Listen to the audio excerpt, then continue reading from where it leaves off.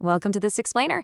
Today, we're unpacking a massive collision that experts are tracking between what the tech industry wants for the future and what everyday people are actually experiencing with artificial intelligence. Honestly, if you've been feeling like the magic of AI is kind of wearing off, or that it's suddenly feeling way more like a forced reality than an actually helpful tool, well, you are definitely not alone. We're going to dive into some fascinating data from industry analysts to show you exactly why the public is turning against the very technology we were told would save the world.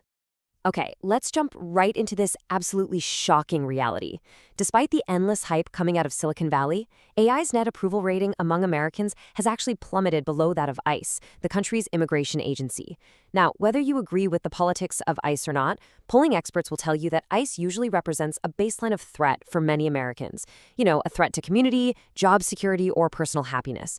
The fact that AI is now pulling worse than ICE tells us that everyday people are increasingly viewing artificial intelligence not as a convenient utility, but as a direct threat to their livelihoods. And that brings us to Section 1, the illusion of choice, forced versus chosen.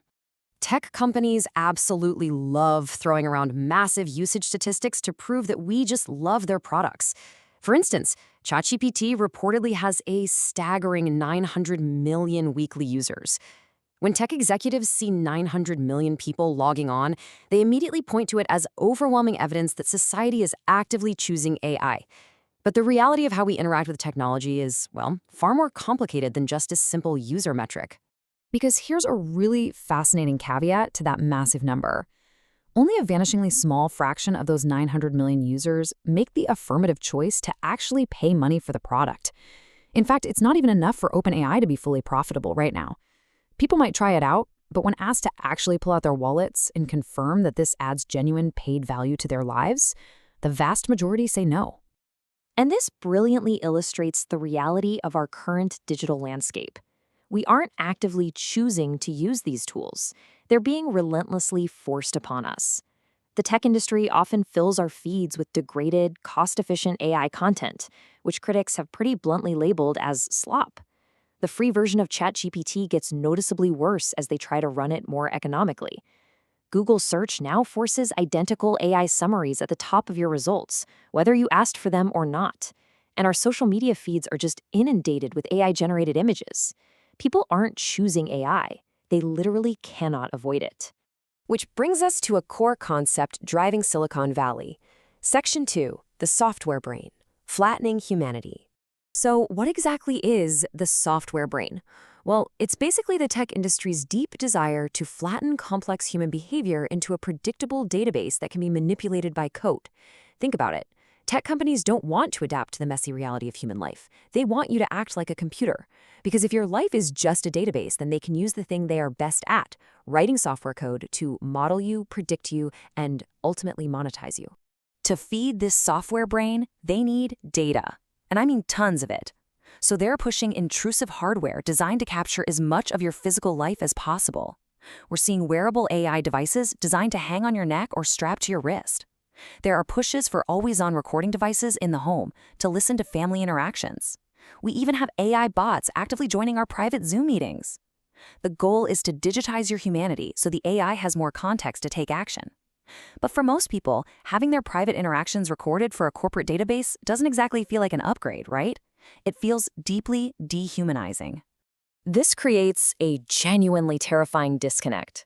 On one hand, we have the tech CEO vision casually promising to replace lawyers and accountants, colliding head-on with the everyday American reality of simply wanting to keep a job and feed the kids. The tech industry is promising massive disruption and the destruction of white-collar professions, but they're offering absolutely zero promises of a safety net or better alternatives in return. With zero promise of agency or control in return for having their lives completely turned upside down, it makes perfect sense why we're seeing the stat. 2/3 of Americans now believe the risks of AI outweigh the potential benefits. The tech industry assumes this is just a marketing problem, that if they just explain AI better, we'll love it. But the data shows it's a fundamental product problem. For everyday consumers, the product simply doesn't offer enough real value to justify the massive disruption it's threatening. So how in the world did we reach this massive disconnect so quickly? Let's look at Section 3, How Did We Get Here? The AI Gold Rush. Tracing the history of this tech is pretty revealing. Step 1, Google actually invented the underlying tech, The T in ChatGPT stands for transformer, which Google published in a research paper. But they held it back, feeling the safety concerns were just too high. Then step 2, OpenAI, which was really just a research lab at the time, decided to release a preview. They didn't even expect many people to use it, but human nature took over. It exploded in popularity, and that triggered step 3. The entire industry completely panicked and initiated a massive, unregulated gold rush, chasing IPOs and ever-increasing profits without stopping to carefully invent safety protocols.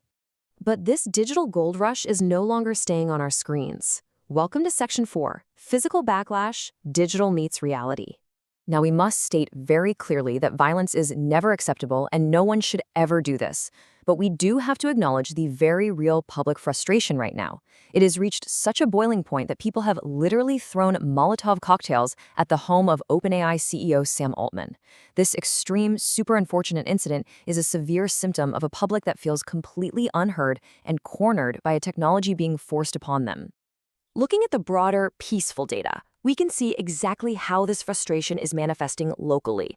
A massive 70% of Americans now actively oppose the construction of the physical data centers required to run these AI models.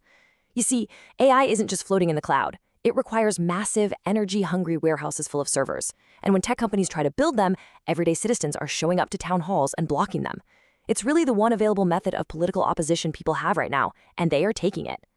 And that intense local opposition at town halls is setting the stage for Section 5, Political Reckoning. Washington steps in. Impartial political analysis shows that for lawmakers, framing tech executives as out-of-touch billionaires and blocking massive data centers is a highly effective, guaranteed bipartisan strategy. For politicians looking to gain or maintain power, this is incredibly attractive. They can go to their districts, stand in front of a proposed data center site, and tell voters, hey, I'm protecting your community from this disruption. It is a physical, tangible issue that politicians on both sides of the aisle can use to win votes. And there's a heavy historical shadow hanging over all of this. As former President Barack Obama recently stated when discussing AI regulation, we failed to regulate social media. We should not make that same mistake twice. That quote brilliantly illustrates the deep, cross-party consensus in government right now. Many lawmakers feel they hit a brick wall trying to rein in social media after it was already fully entrenched. They are actively watching the shifting public opinion on AI, and they are extremely eager not to repeat that era of inaction.